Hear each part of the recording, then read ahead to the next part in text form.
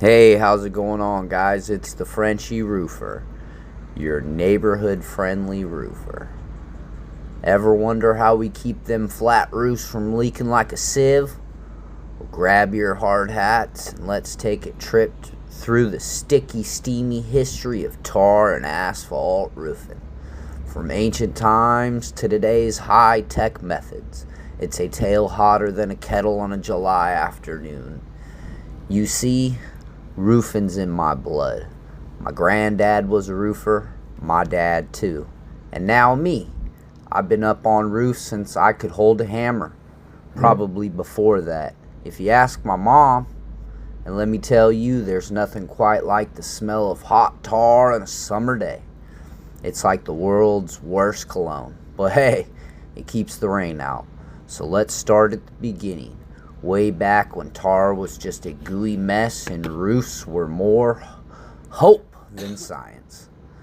Believe it or not, tar's been around since the dinosaurs. Okay, maybe not that long. But ancient civilizations like the Babylonians were using it to waterproof their roofs as far back as the 3000 BCs. They probably stumbled upon it while trying to fix a leaky hut and thought, hey, this sticky stuff might just do the trick. Little did they know they were laying the groundworks for roofers like me. Fast forward to the 1800s and asphalt, nature's own sticky goo, started making waves in the roofing world. It was cheaper, easier to work with, and didn't require chasing dinosaurs. Asphalt shingles became the go-to for sloped roofs, but for flat roofs, tar was still king. It's like choosing between a pickup truck and a sports car. Both get you there, but one handles the heavy loads better. Now, flat roofs are a different beast. You can't just slap on some shingles and call it a day. Water doesn't slide off like it does on a slope, so you need something that seals tight, like a good lid on a coffee cup. That's where tar and asphalt come in. And boy, have we roofers got creative with them over the years. Let's talk about the tools of the trade, starting with the kettle. No, not your grandma's tea kettle. This bad boy heats up tar and asphalt to a piping hot 400 degrees. Back in the day, roofers would lug this molten mess up ladders, praying they didn't end up wearing it. I remember my first time handling a kettle. I was more nervous than a cat on a hot tin roof. But once you get the hang of it, it's like riding a bike. A very hot, sticky bike. Then came the hot mop technique. Picture a giant mop dunked in hot tar, slathering it across the roof like butter on toast. It's messy, it's smelly, but boy, does that seal them seams. We roofers are basically chefs, but instead of gourmet meals, we're serving up waterproof roofs. And let me tell you, there's no Michelin star for roofing, but a dry building is its own reward. I once had a rookie crew who thought the hot mop was a literal mop.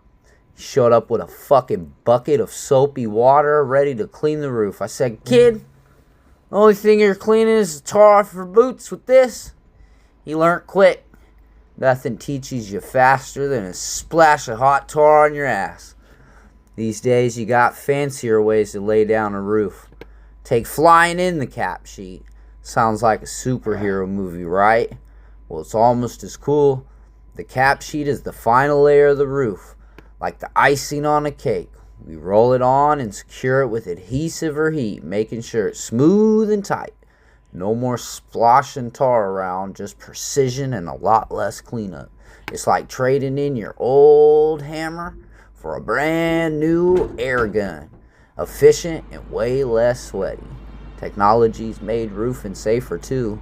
Back in the day, we were part-time firefighters. With all that flammable tar, I've seen guys singe their eyebrows off faster than you can say fire hazard.